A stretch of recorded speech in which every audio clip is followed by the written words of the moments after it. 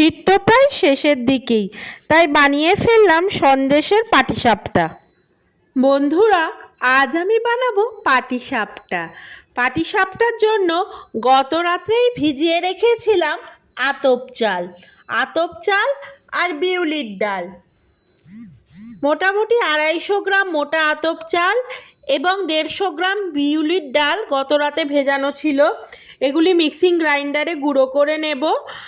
আর তারপর দুধ দিয়ে, চিনি দিয়ে, এলাচ দিয়ে ব্যাটার তৈরি করে ঘিয়ে ভাজবো এবং ভেতরের পুরের জন্য আমি নারকেলের পরিবর্তে মাখা সন্দেশ ব্যবহার করব। নারকেলটা কোলেস্টেরলের জন্য অনেকেরই চলে না, আমাদের বাড়িতেও এই একই অবস্থা। ওই কারণে আমরা সন্দেশের পাটিসাপটা বানাবো।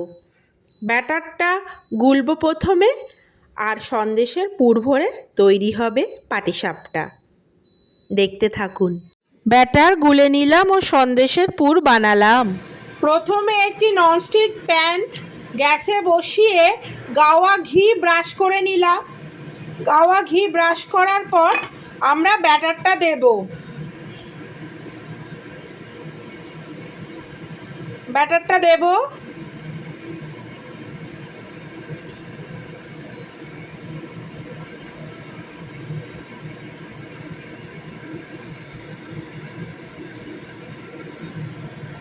এবার এক পিঠ হলে তারপর আমরা পুরটা দেব।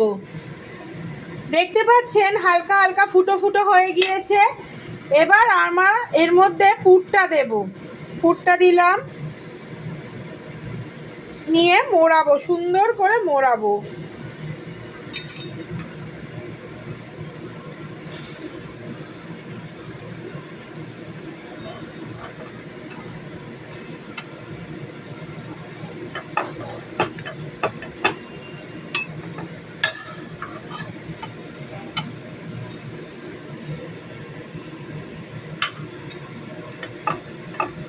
একটু কড়া করব।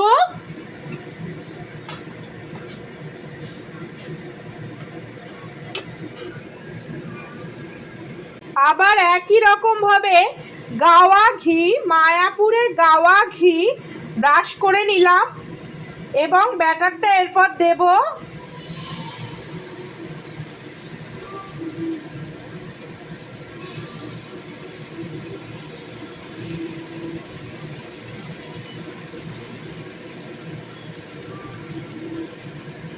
একটা পিঠ হতে দেব।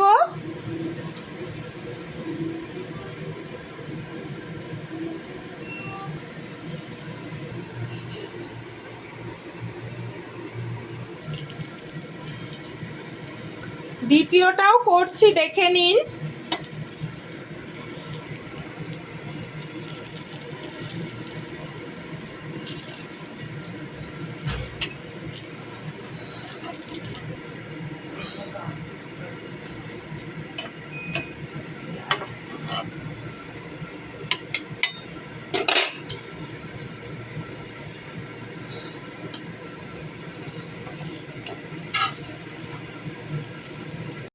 মধ্যবিত্তে শীতকালীন মুখরোচক। তাহলে বন্ধুরা, সন্দেশ দিয়ে বানানো পাটিসাপটার রেসিপিটা দেখে নিয়েছেন। অবশ্যই বানাবেন, খুব টেস্টি হয়। আমি একটা খেয়ে দেখি। দারুণ হয়েছে, কিন্তু ঘিয়ে ভাজা তো অপূর্ব হয়েছে। অবশ্যই বানাবেন, সবাই খুব খুব ভালো থাকবেন।